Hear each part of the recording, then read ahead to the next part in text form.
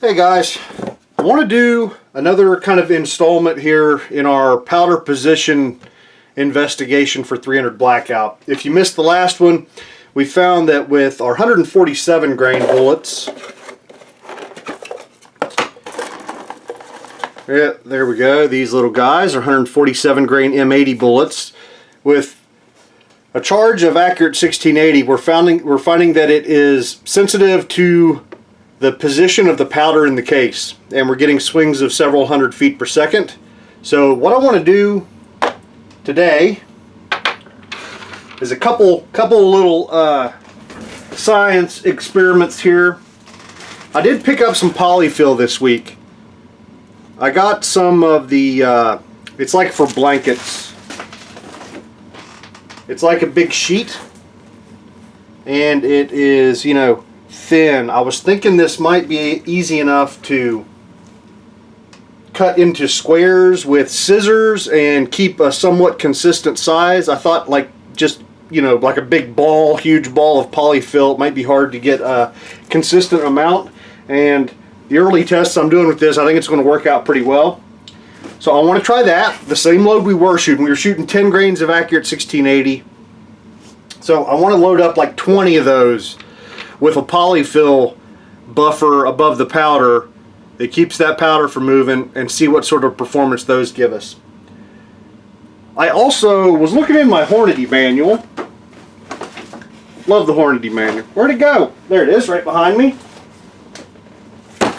So for their 150 grain full metal jacket boat tail, which is a similar sort of bullet, they tested all the way up to 22 grains for, you know, for supersonic loads. 22 grains, a little over 2,000 feet per second. I want to load up 10 of them with 20 grains.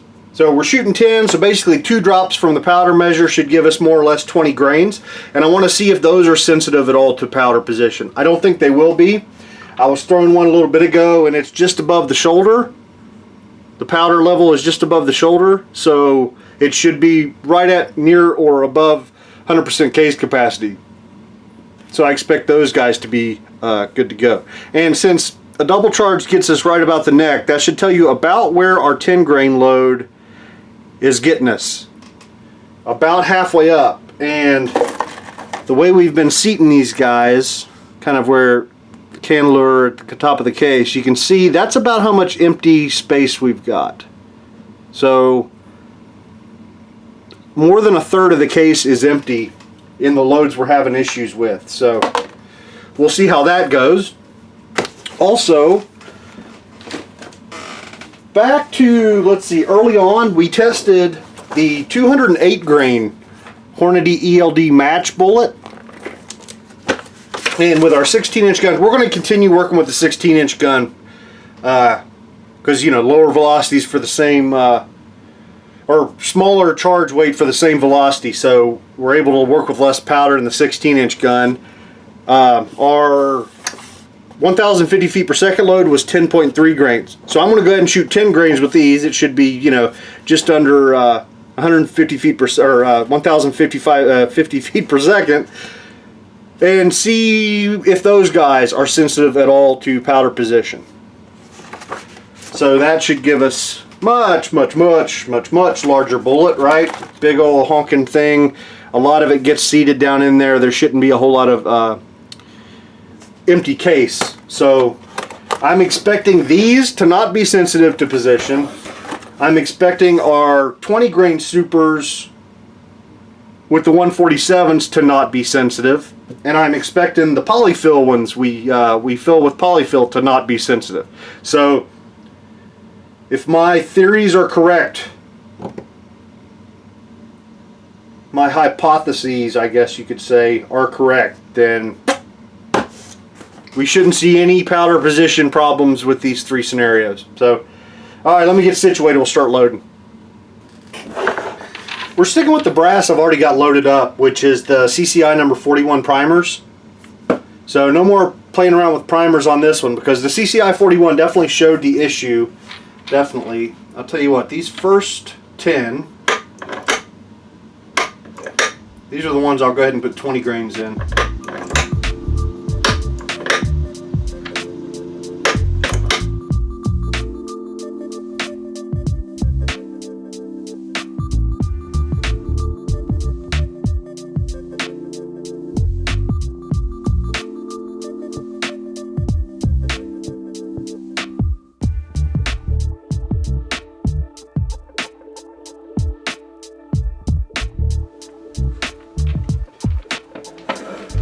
All right, we got powder in all of them except these 10 here. These are the ones I'm going to use for the ELD match, and I'm going to wait until later to fill those guys up. But these first 10 with the double charge with 20 grains in them, I'm going to go ahead and seat bullets in these guys.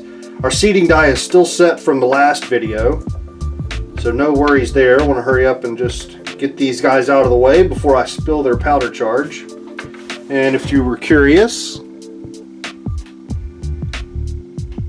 right there is our powder fill. So this is going to be at or close to a compressed charge, and I expect it to run fine no matter what we try and do with powder position.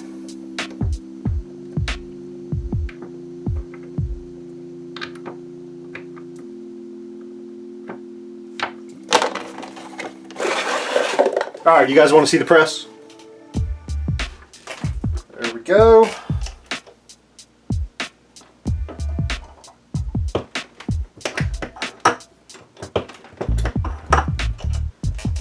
Yep, same setting, same overall length, all that stuff. What was our overall length? It was 2.125 is about where we were. And that's reading about 2.135. That is not, that tells me it's probably compressed. Sometimes you'll see that if you've got your die set up for a normal load and then you get up to a compressed load, your overall length seems to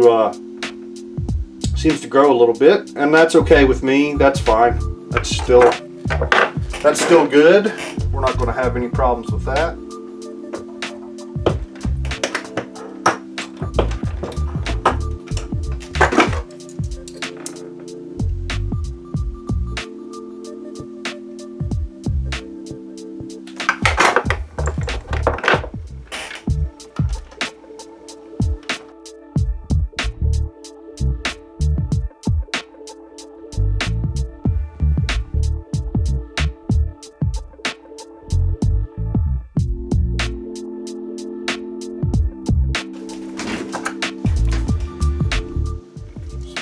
Spot check one or two more here.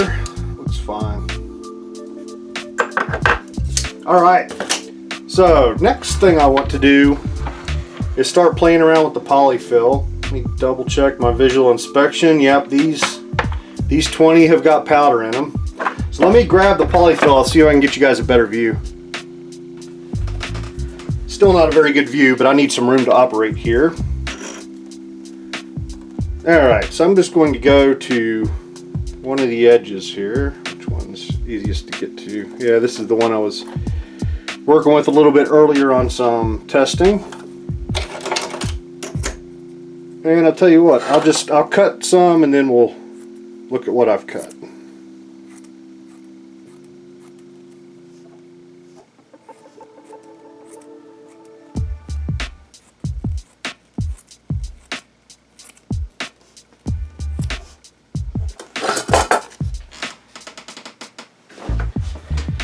So I've got about, I don't know, a little over an inch, you know, a little more than a thumb's width. And what I was finding earlier is if I chopped about a square, you know, something nearly square, about a thumb's width in each direction, that seemed to work for me. So let me see if I can get 20 of these.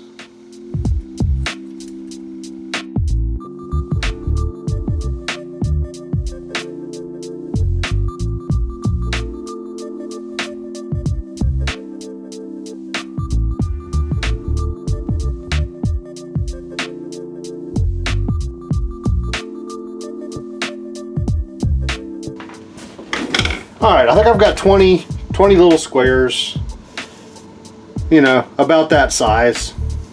Probably 1.25 inches by 1.25 inches, maybe, something like that. So, now I can probably get you a better view. I was looking around earlier for something to kind of jam this stuff in there, and I happen to have a 3/16 drill bit from our PID controller video sitting here on the bench, and it seems to be okay for the job. So, take my little square,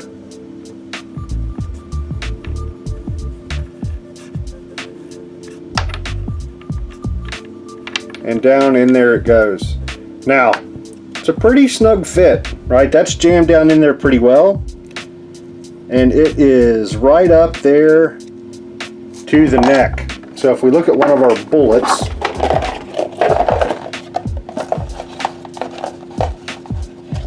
I'm not sure that this much would really be necessary, but that's about how deep we're seating, and we see where that's at. So that should give us 100% case fill.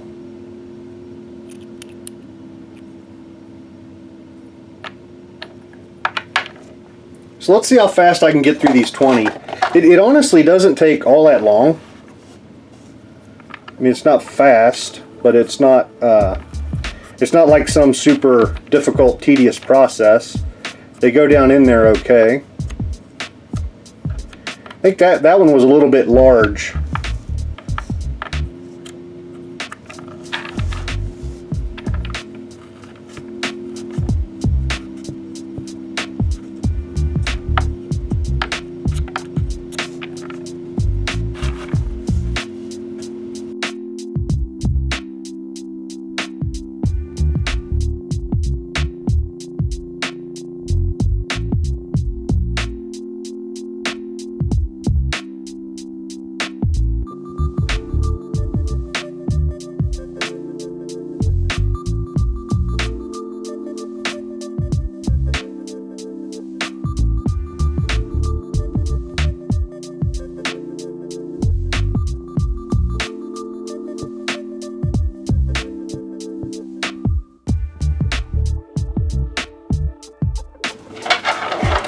I've heard of this technique for a long time, but I've never actually used it myself. I gotta be honest with you, that was not as much of a pain in the butt as I anticipated. I think the quilt style batting or polyfill that I was able to cut into consistent size sections helped a lot, and I think honestly maybe like a wooden dowel rod that's a little bit larger than this would have made that even easier. But it got down to like 5 or 6 plunges and it was in there, and you're on to the next one. So for as much cost as we're saving shooting these bullets, like that might be something I'm willing to do.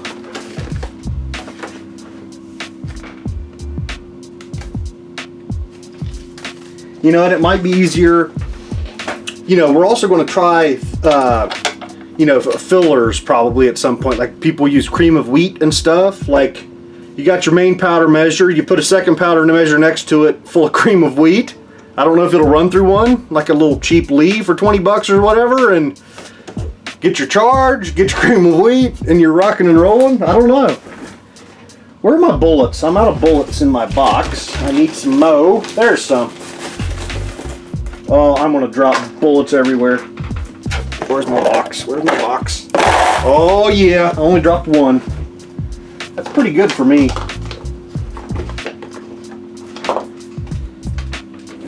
There it is. Okay, so now, and from what I've read, you know, the first thing you think when you polyester is, if you've ever seen polyester burn, it turns into like hardened plastic nastiness. But from what I've read, the pressures and temperatures involved turn this crap into carbon dust. Like you don't have to worry about like polyester fouling in your barrel. From what I've read, I don't know. All right, let me set some bullets here, and then we'll get started with seating.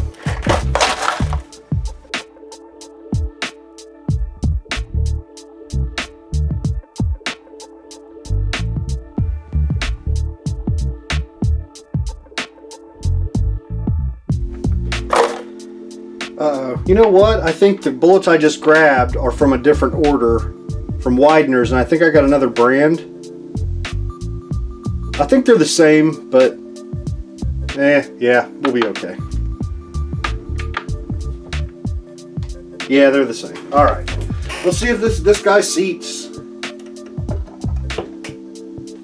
No problem there. The cantilever is really high. Let me see if it's actually really high. Yeah, that's seated way out there. Well, like I was saying, sometimes as you get into compressed loads, maybe it's not compressing that well, so it. Let me try the next one over, because I know it was very, you know, I ended up with a little more polyfill in there than I wanted.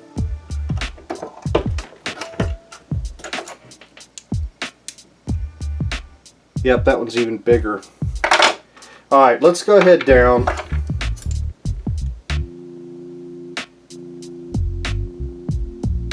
Almost 40 thousandths. Unless, like I said, this is that different bullet.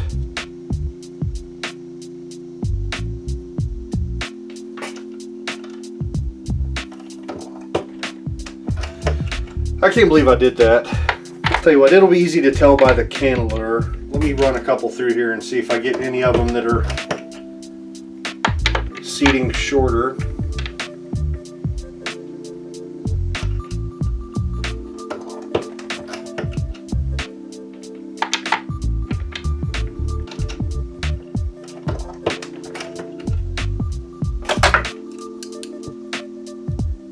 Nope, they're all ending up there. So yeah, let's go down like those 45 thousandths.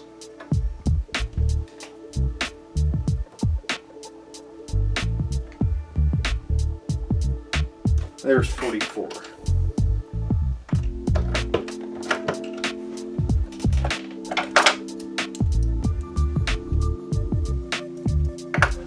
That's a little bit better.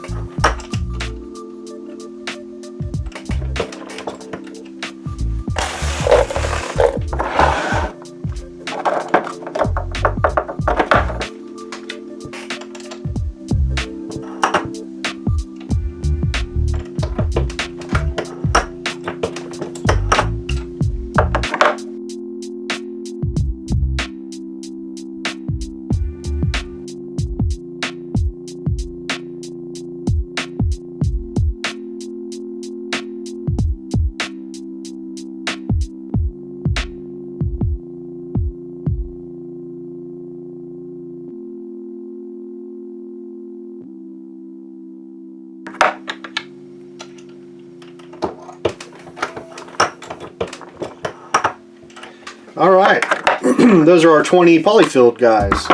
Now I need to throw 10 more charges and load up these ELDs.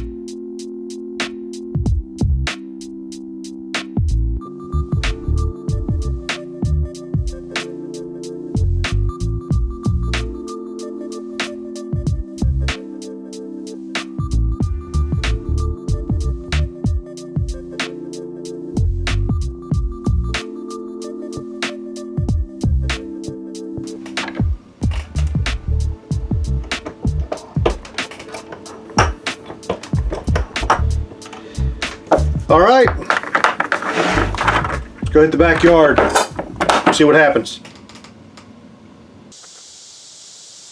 All right, let's start things off with our supersonics.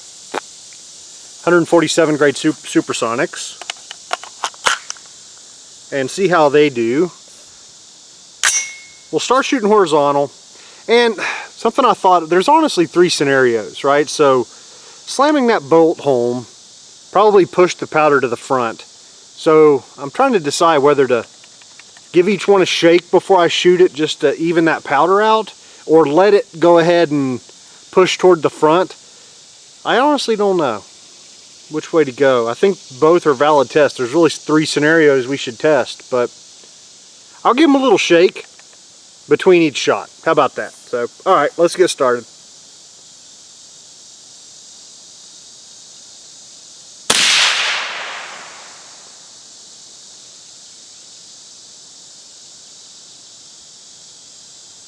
$19.73, okay. A little shake.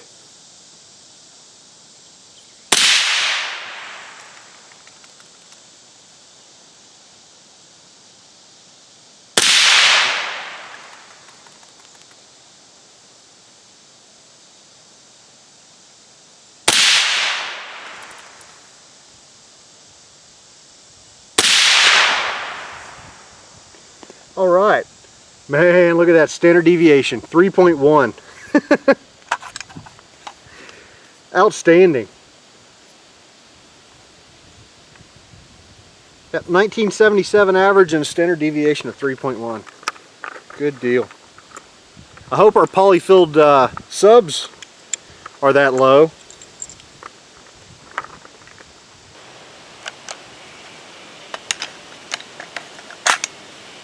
Okay, vertical.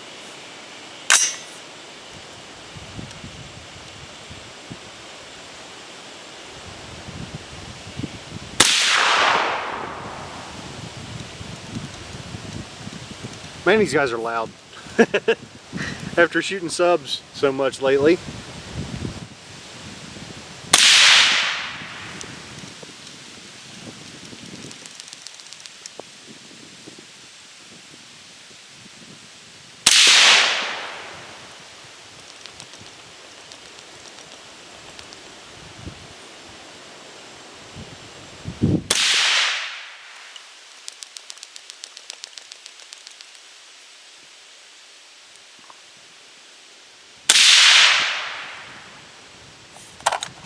Good deal.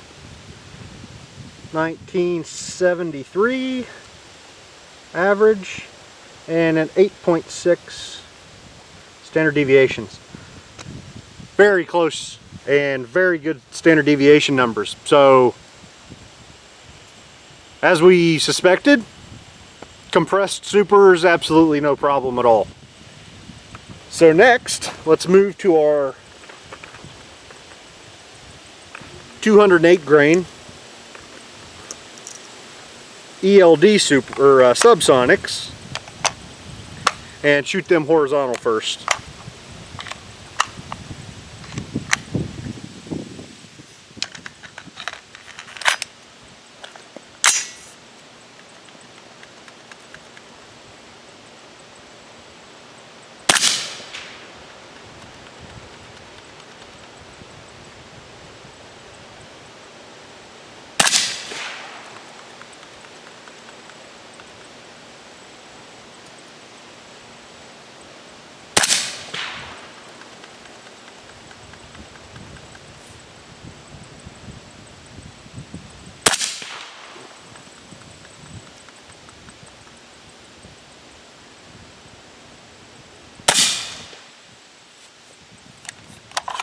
Good deal.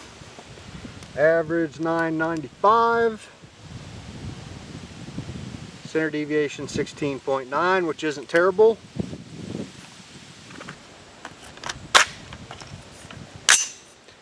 Okay. These are the vertical guys.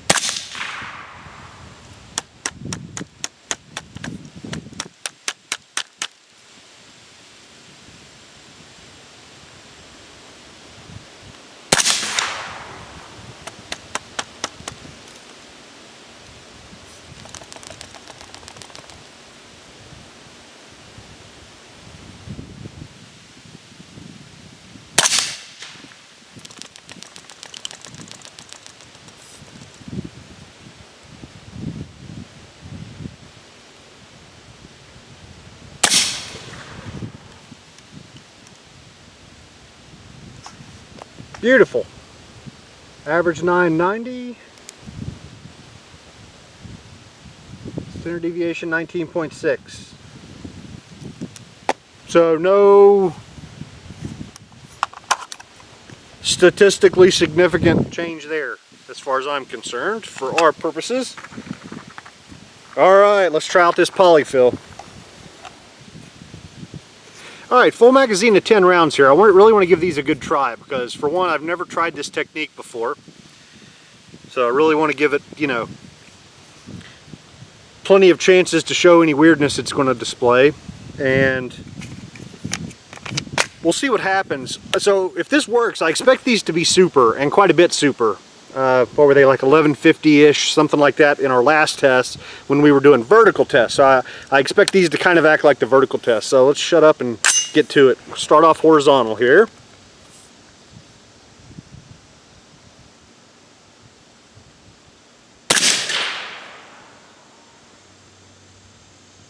Actually, that was 1,062 feet per second. Okay. Little shake.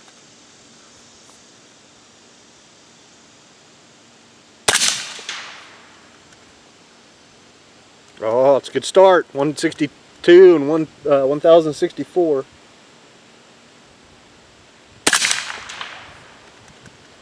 Yep, 1129.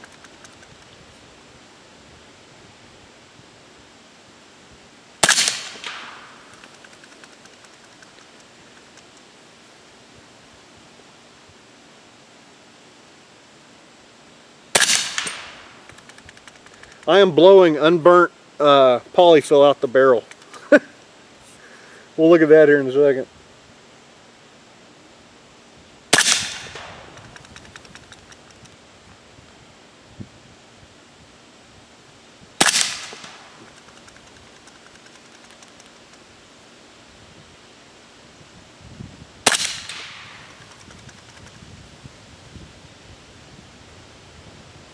Actually, I'll tell you what, let me move the camera, maybe you guys can see this.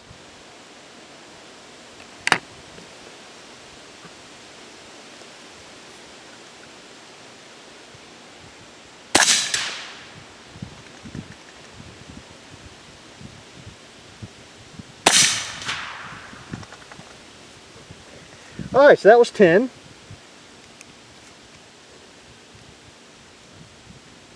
So most of the velocities look okay. Seems like we just had that one guy at 1129 that kind of screwed it up. The rest were in the 1160s or 1170s, then a couple in the 1060s or 1070s, and then there's a couple guys in the 1090s. I don't know what to think yet.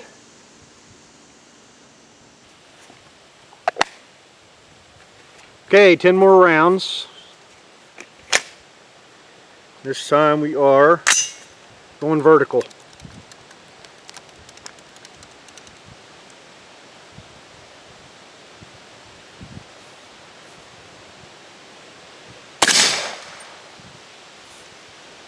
You guys getting a view of that Poly-Fil? It's yeah, it's blowing out quite a bit.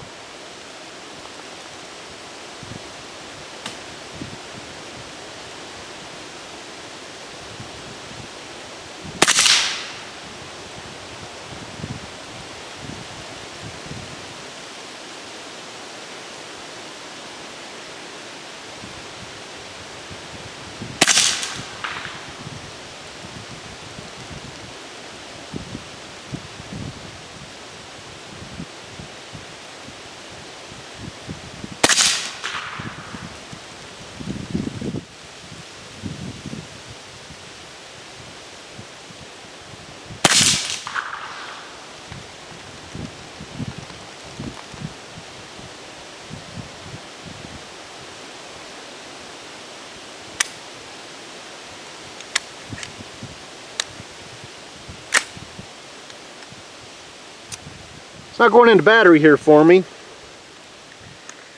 I'm wondering whether I got a bunch of freaking plastic at the front of my chamber.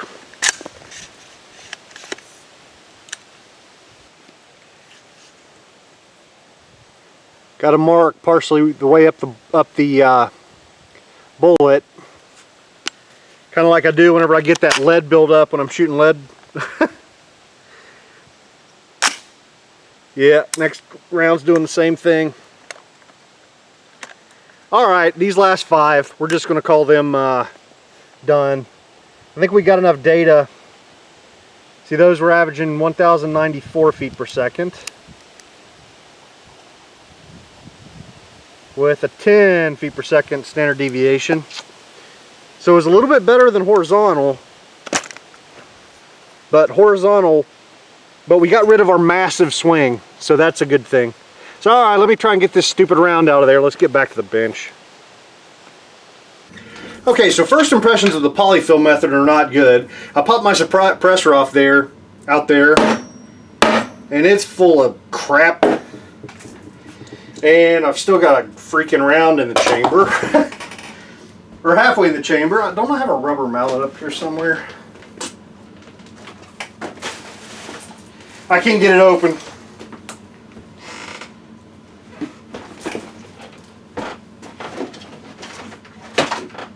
Ah, screw it. Charging handles are cheap.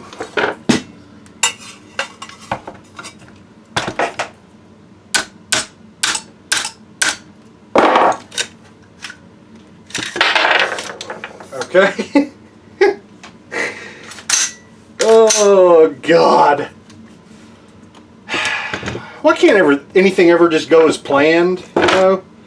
Why couldn't this have been a easy fix for our issue?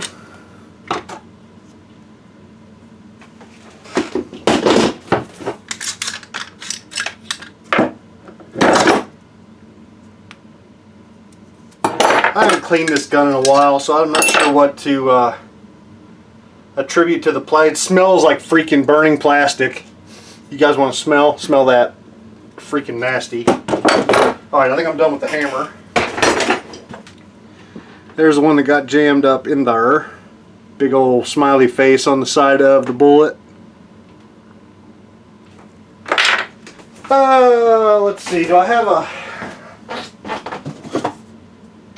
a... screw it. Here's a skanky old bore snake, if I can get the knots out of it. Maybe if I get it while it's hot, it'll come out.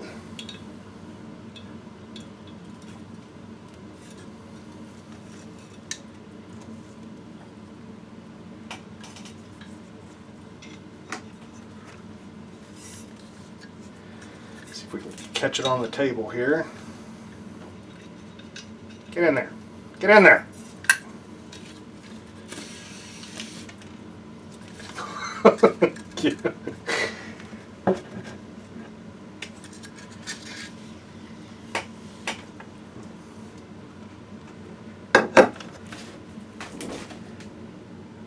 Not good.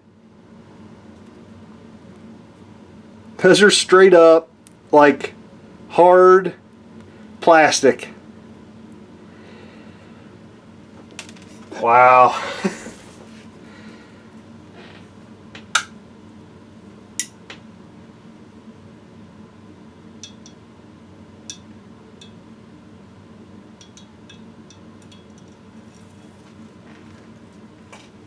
It was right up there at the front of the chamber, just like where I usually have my lead issues. Run through one more time here. Yeah, it seems to be clear now. Alright, so first impressions of Poly-Fil are that I'm not a fan. But we learned some good stuff. We learned that the... where'd my paper go? I left my paper downstairs. You guys know the velocities. They're right there on the screen. The 147 grade supers, perfect. Vertical, horizontal, doesn't matter. Shoot them doing a handstand, you're good to go. The 208 ELD, if there was any, it was manageable. It was okay. And even these poly-filled ones, the huge swing we saw before is gone. So I guess that's improvement, but now I've just got to figure out what to do. Did I use too much Poly-Fil? You know, maybe I should have left it fluffier and put like half the amount in there so that it was, you know, just left fluffy.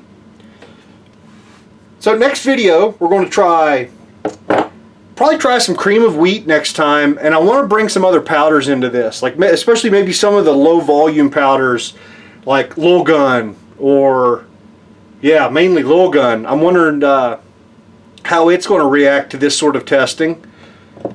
And yeah, I might dream up something else, but for now this is where we're at. So if you guys, you know, appreciate all the feedback on the last video. Lots of people had a bunch of great information and experience to share. So if you've if you've seen Poly-Fil act like this kind of seems like one of those, you know, urban legend things. Like, everybody on the forum says, yeah, try Poly-Fil, it works great. But nobody's actually tried it. Everybody's just seen it recommended so many times that it just keeps on getting recommended. Is that what we're dealing with? Because this was pretty bad. You know, massive chunks of plastic left in my barrel. Not cool. But, alright, I'll see you guys next time.